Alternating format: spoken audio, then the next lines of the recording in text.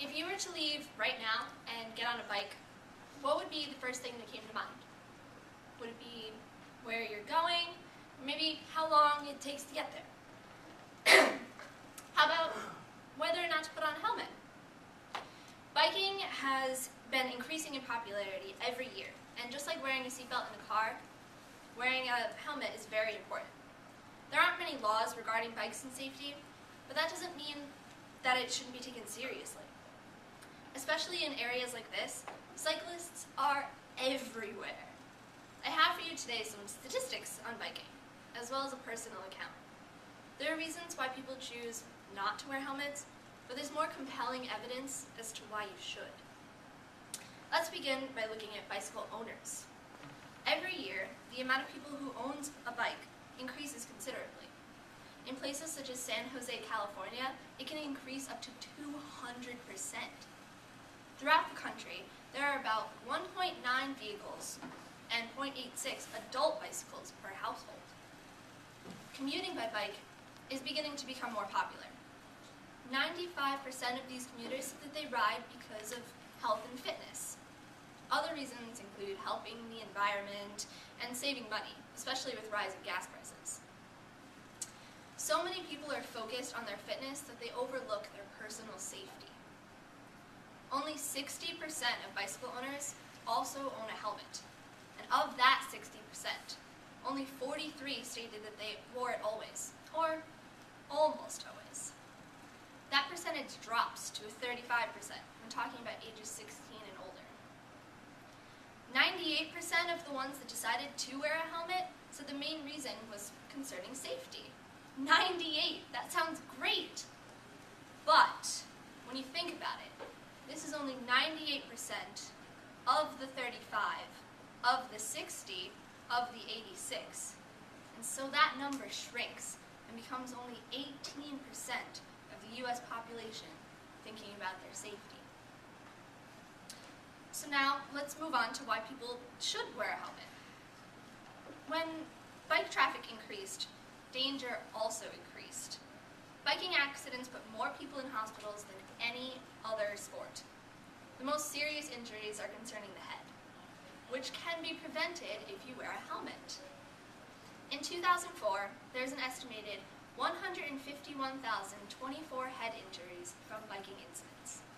This is more than football, baseball, and ice hockey combined.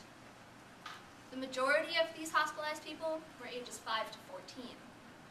Now, most US states have laws in place regarding helmets for under the age of 16. These laws didn't really show up until the 1990s and early 2000s. But what about the people who are older than 16? 89% of the deaths from bicycle and vehicle collisions were over the age of 16. Since 1994, an average of 94% of those killed weren't wearing a helmet. The risk of head injury can be reduced by 85% just by putting on a helmet. So now that you know that, let's look at the effects of not wearing a helmet versus wearing one. Although 80% of bike accident fatalities are from motor vehicle collisions, we can't limit that as the most probable cause of injury. Over 1,000 kids a day are hospitalized due to bike mishaps, and at least one child every day dies from their injuries. Many others experience lifelong problems such as limping and even brain damage. Now, many of you don't know, but on May 23rd, 2010, I had my own bike accident. A beautiful Sunday morning turned bad in a matter of seconds. There were no cars involved, just a big hill, plenty of speed, and a chain that decided to break at the worst possible moment. My back tire locked up, and I was thrown face first into the ground. For weeks, I couldn't walk, I couldn't eat, and I could barely talk.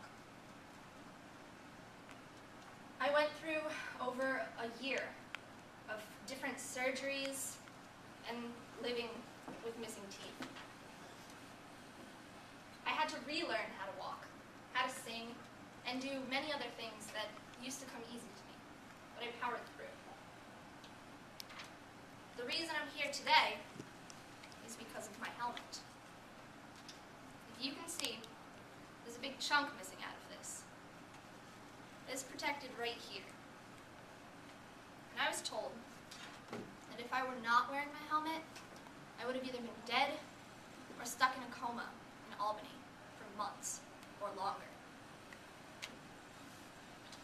After all that I've gone through, I still have problems with my hands, my legs, and my mouth. I have a slight limp that will never go away. I'll never regain full mobility in my left hand. I have 6 fake teeth and no feeling in my lower lip area. But that's all bearable to live with. At least I'm alive. So why do people still choose not to wear helmets? The owners of bicycle helmets claim to not wear them for multiple reasons. They think that they're not needed for short distances, or maybe they just forget to put one on. Some think that they're too uncomfortable to wear. And the people that don't even own bike helmets say that they don't ride a bike enough to have one. They also say that they're uncomfortable and unattractive. Some individuals go so far to say they're unnecessary. I've heard, oh, I'll just go slowly and I'll be careful and I don't want to mess up my hair. Way too often. No matter how slow and careful you may ride, accidents happen. And you shouldn't let your appearance stand in the way of saving your life. Finally, let's look at what we can do to help. The laws for helmet use are poorly enforced. They're not taken as seriously as they should be. If we start teaching children at a young age about bike safety, we can instill good habits that can last throughout their lifetime. The most important thing we can do is talk about what happens when you don't wear a helmet.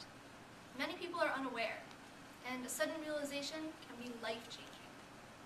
If you're part of the population that does own a bike and a helmet, wear it. And if you don't own a helmet, it's okay. It's not too late. There's so many shapes and sizes and colors that you can choose from. So next time you're ready to get on a bike, just remember, don't crack it, strap it.